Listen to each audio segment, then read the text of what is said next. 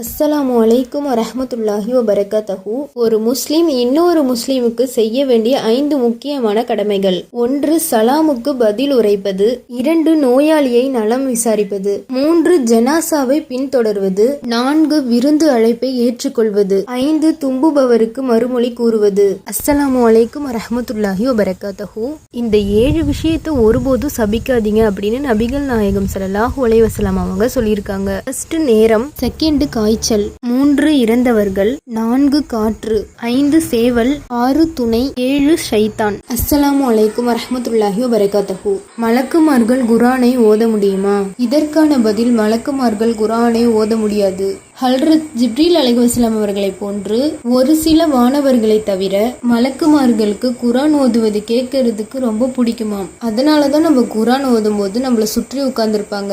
So நம்மளை சுத்தி அதிகமான மலக்குகள் இருக்கணும் அப்படின்னா அதிகமாக குர்ஆன் ஓத வேண்டும் இன்ஷா அல்லாஹ். அஸ்ஸலாமு அலைக்கும் வரஹ்மத்துல்லாஹி வபரகாத்தஹு. அல்லாஹு தாலாவிற்கு மிகவும் பிடித்த 5 குணங்கள். 1. பிறருக்கு உதவுதல். 2. பெற்றோரை கண்ணியத்துடனும் மரியாதையுடனும் நடத்துவது. 3. ஹஜ் மற்றும் உமரா செய்வது. 4. 5 நேர தொழுகையை தவறாமல் நிறைவேற்றுவது.